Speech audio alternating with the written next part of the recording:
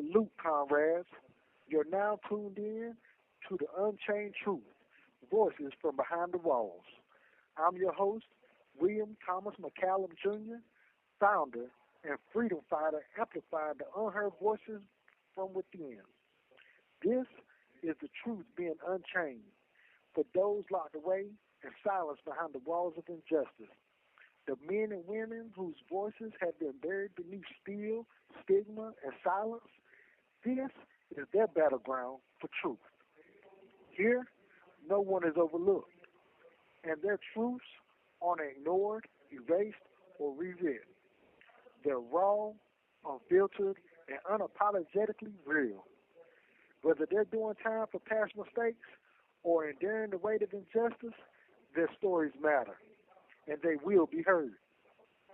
This is about human lives where dialogue needs to be sparked, reform needs to be ignited, and liberation needs to be demanded. We have nothing to lose but our chains. We're not begging for sympathy. We're building a movement for change. So stay tuned in, stay locked in. This is the Unchained Truth. Welcome to the revolution. This interview is more than just questions. It's a platform for truth, growth, and humanity.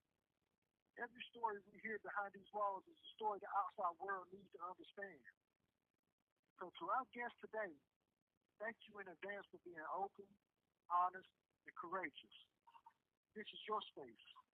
Your voice matters here. Let's begin.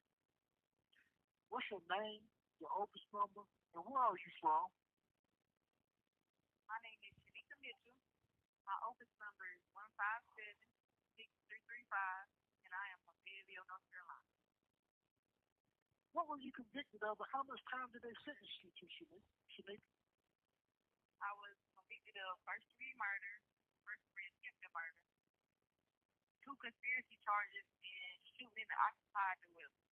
And I was sentenced to life in prison. Hmm. How long have you not been incarcerated?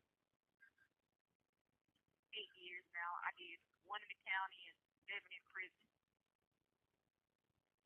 So how This call is from the North Carolina Correctional Facility.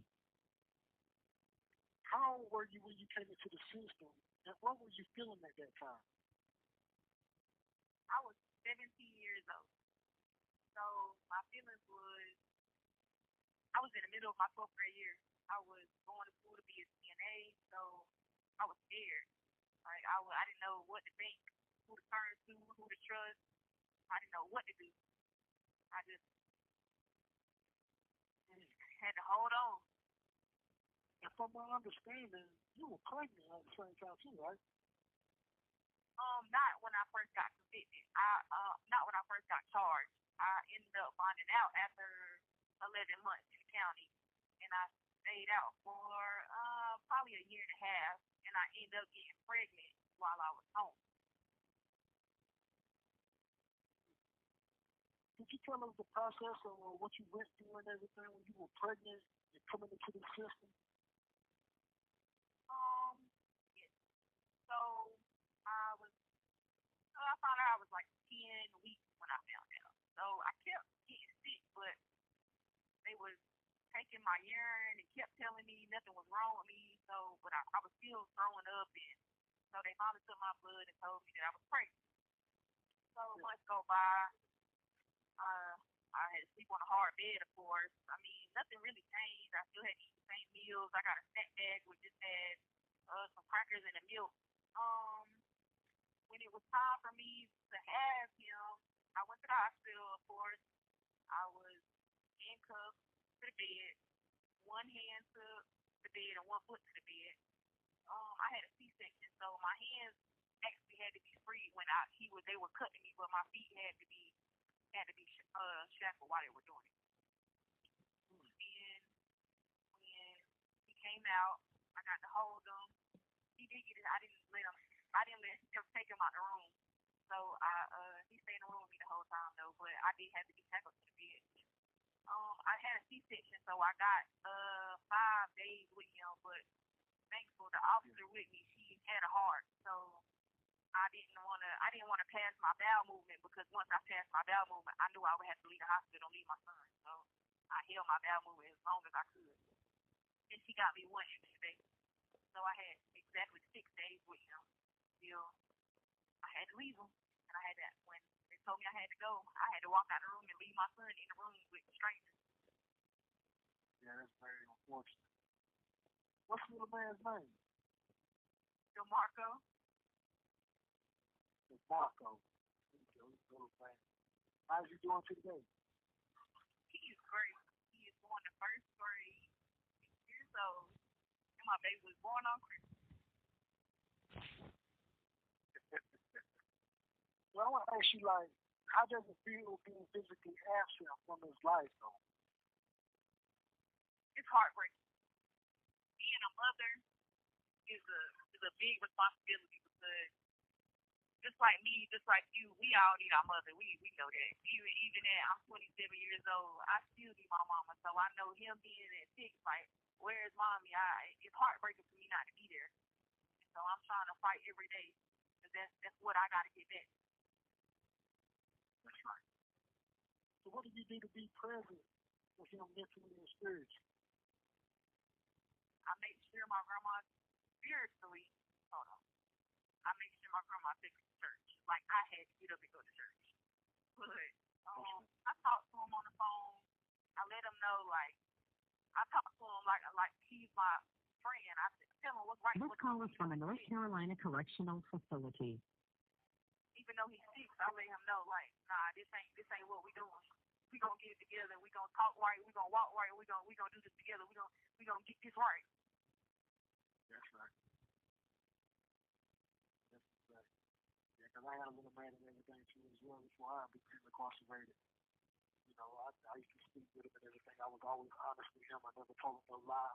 I was always straight up with him. You know, I never held nothing back from him. Kept it all the way honest after I always real with him. So, you know,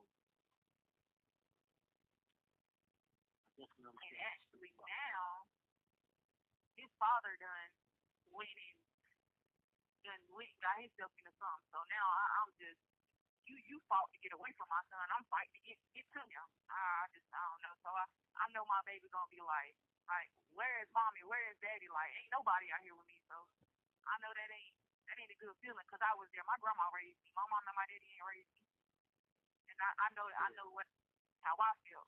I know what that term is. So I don't ever want that. I don't never want my baby to turn into that. You'll be home soon. Be home soon. Too.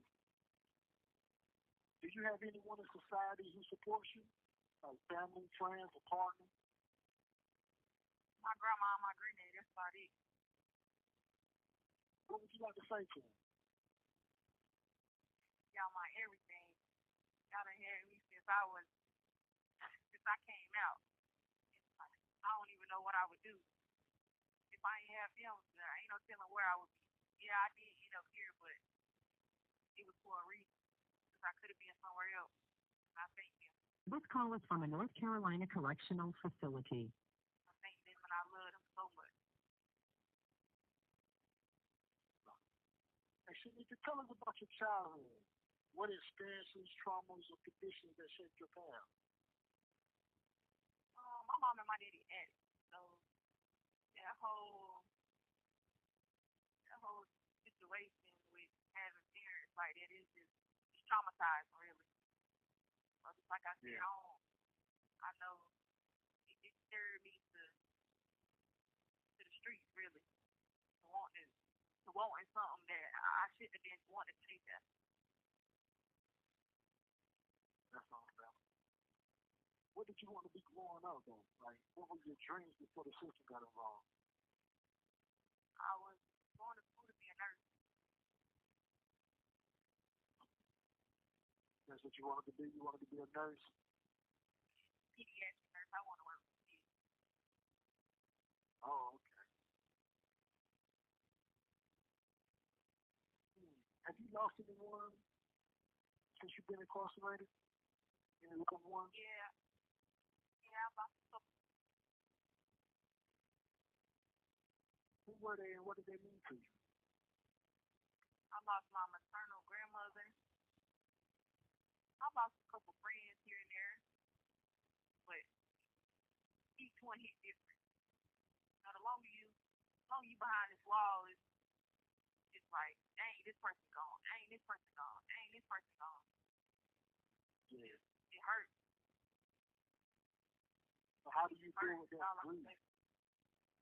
How do you deal with that grief? How I deal with anything else. All you can do is pray. You don't mind me.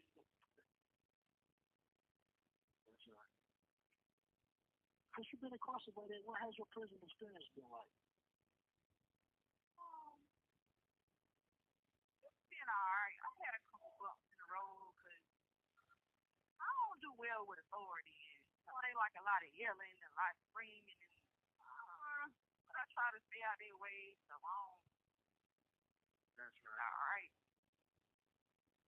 Oh, but I gotta tell you about this. Yeah, So, we had a couple people break out under their arms here. And so a couple of us did sit calls but it's like a chemical rash under our armpit. So we all going to medical, but we all sending our clothes down here to the same warehouse. So they tell us, oh, it's soap, it's a deodorant. We not all using the same soap. We not all using the same deodorant, but all our arms burnt.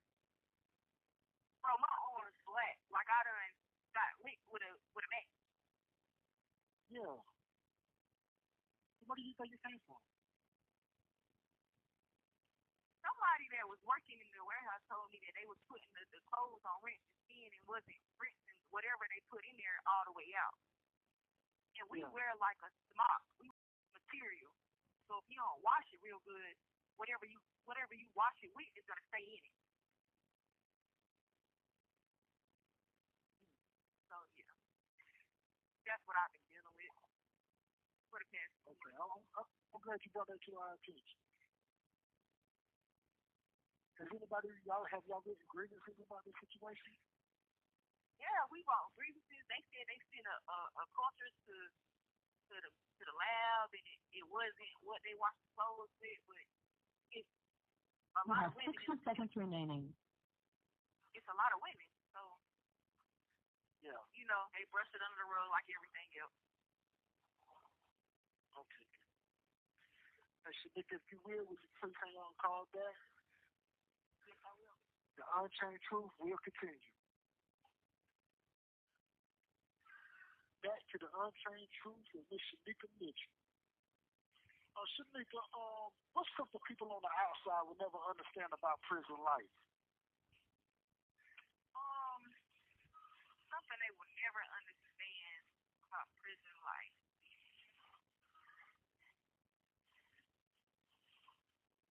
They just don't know how hard it is. Like when we calling, ain't nobody answering the phone, and we need something done, and That's right. we need money for this. We need to talk to somebody. They'll never understand that. Time is stuck in here. Yeah. Yeah, it's definitely a world inside of a world. Yeah, everything is still going on inside of here as it is out there. And one thing that I know that you're speaking about is that, our family don't know exactly like the necessary necessities and everything that we need here to survive. So that's one thing that they definitely don't understand. Have you witnessed or experienced injustice, abuse, or unprofessional behavior from staff or administration?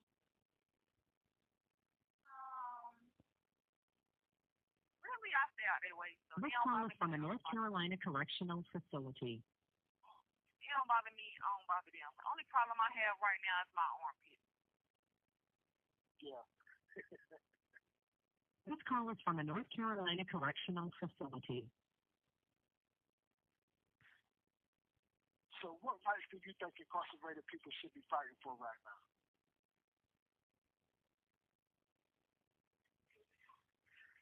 Fighting to not only get home,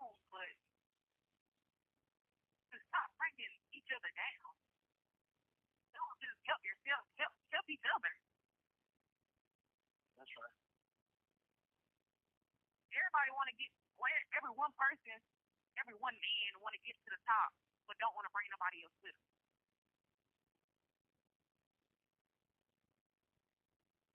Definitely right about that. How to work crabs in a bucket. Yeah. If you had a chance to speak to lawmakers or the public, what would you want them to hear? That I was convicted when I was at a young age. I was and at the age of I truly understand the mistake that I made. I just want to. Hold on, if you will, Shanika, can you repeat that because I can't hear you real clearly.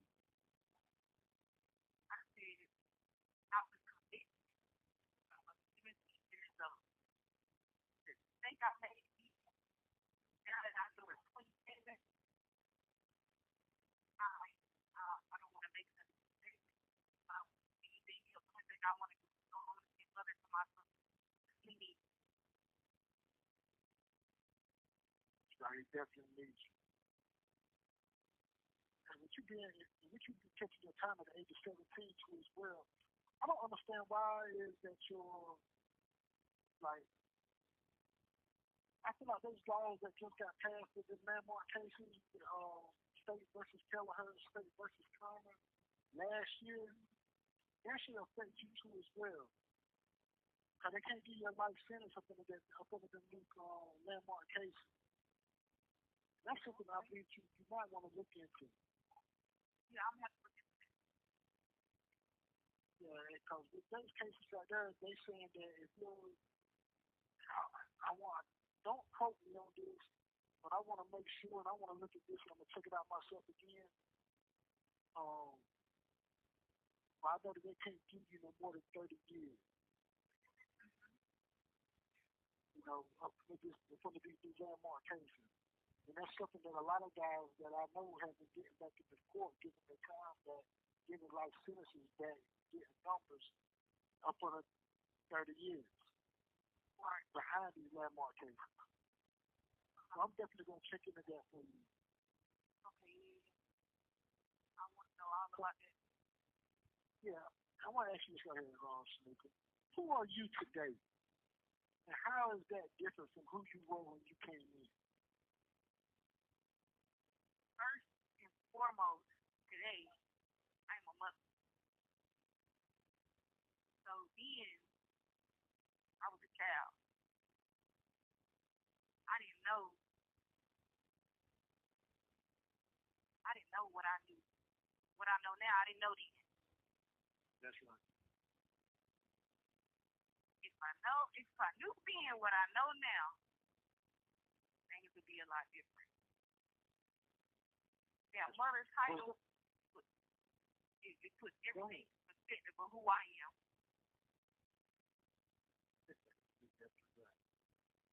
Was there a turning point in your mindset or growth while you were being incarcerated?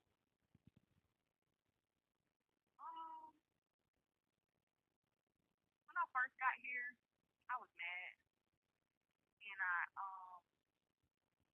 matter of fact, after I got here, after I had my son, and I came back to the prison, and I sat down, and I was mad. I was mad at the word. I was mad at everybody because I just had to leave my son in a room full of I don't even know who. I was mad, so I just started just doing just anything, just mad, just wanting to argue, wanting to fight, wanting to do whatever. But then something just like, Shanika, just stop. You're going to keep your time. So I had to take a step back. And when I got that first visit and I got to hold him in my hand, because he was just that little, I had to hold him in my hand. Yeah. That was it for me.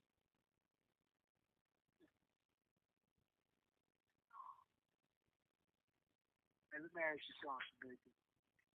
This is a message to the youth that I want you to give. What would you say to young people who are being misled or turning to crime because of trauma, poverty, oppression?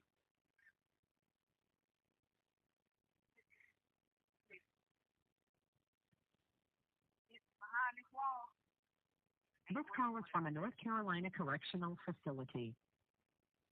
Isn't where you want to be. You can't pick up that phone and call who you want to call. You can't cut that light out when you want it. This call is from a North Carolina correctional facility. Or when you want it to come on. You can't close that door when you want to open and close. You can't tell nobody to be quiet when you want them to be quiet. 'Cause it ain't just you no more. The state has your life. That's right. If you could talk to your younger self, what would you say? Woo, girl, you are tripping. You, you just need to stop and turn around and go home and chill out or whatever you just need to stop. What is going on? That's right. Better go lay up on the grandma or something. That's right. Okay. Hey, so what does a second chance in society mean to you? Second chance in society needs to walking that straight and narrow, doing everything that I need to do for me as well as for my son. Oh, I have a little brother too that I know I need to be just as well as who I need to be for my son. I need to be for him too because he has the same parents that I have, so I know the difficulties he's gonna face. So I have to be that person for him too. That's right. I got stuff I gotta do. So a second chance is I have to do everything right, not only for me, but for people that's looking up to. If you were released tomorrow, what's the first thing you would do? Oh, baby. Go hit that ground. What? It's been a long time. So, at this moment in your life, what are your hopes, goals, or dreams for when you can return home? My goal is when I do get out, I want to pick back up my nursing career. Or if I can't do that, which I want to go to another state where I can do that. But I do want to talk to troubled teens and do peer support, stuff like that. That is a goal that I have that I want to do.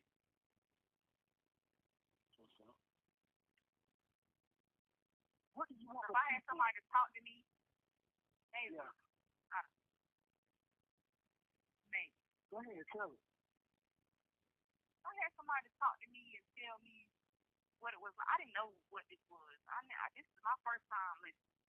I ain't never had a ticket. I ain't never had a charge. I ain't never had not a nothing. I didn't know what this was. I didn't know what a jail was. And for my first time, you know what they gave me? Oh God. They gave me. Yeah. Woo! Yeah. I definitely understand that. Like I was speaking to somebody the other day too as well, and we was going over that same thing because even when I was out there in the streets, yeah, we know what the consequences of our actions are as far as like we do something, we know we get in trouble for, we make it to prison, but we never know about the time. We never know about prison life. We never know about all the little particulars and everything that we go through on a day-to-day basis while being in prison. You know, going through this whole experience is just like a whole new eye opener for her. You know what I'm saying? And nobody never gave that to me. Nobody never. Yeah, they tell you you're gonna get in trouble, you may go to prison or whatever. You know, but when you out there doing what we're doing, we don't think about that. We don't care nothing about that. You know what I'm saying? Right. Because in our minds, we feel like we're not gonna get caught doing whatever we're doing anyway. So I definitely understand that right there. And that's why they need to allow us to be able to go out there and speak with the youth and everything, or allow the youth to come in here behind the walls so therefore we can speak with them, so therefore we can teach them and tell them exactly what it is, what it's like being in here, the experiences that they're going to go through in the court system when they have to stand up front of the DA, stand under the DA and the judge and everybody, and they sitting here going over your life in front of you. So let me ask you this, Shanika. What do you want the people to remember about you? Yeah, I love my son. Nah, can we stop playing? That, nah, that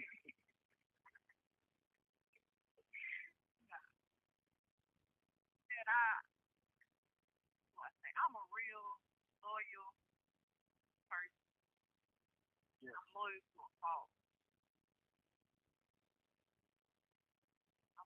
yeah, I'm loyal to a fault. And that's an understatement. But I love my son also. I love you. I give you give you everything I got. You have 60 seconds remaining. Hey, if you wish, Shanika, if you will, please hang up or call right back. The Unchained Truth will continue. You have 60 seconds remaining.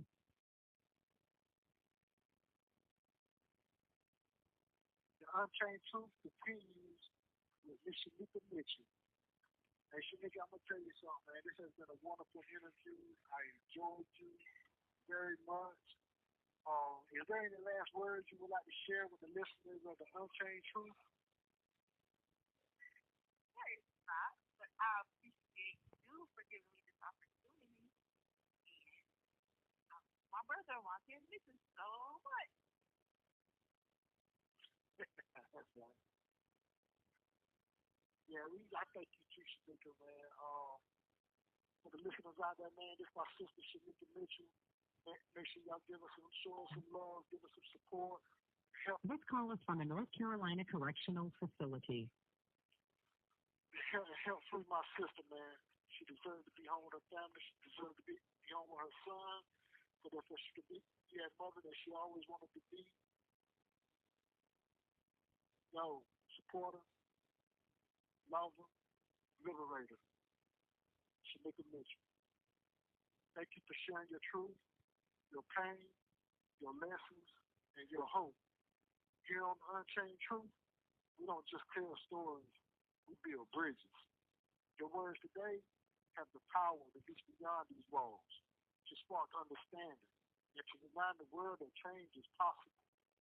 To those listening on the outside, never forget, behind every prison ID is a human being. To those still inside, your voice is still powerful. Your future is still yours. And your story is not over. We see you. This call is from a North Carolina correctional facility. And we're fighting with you. Until next time, peace from the Unchained Truth.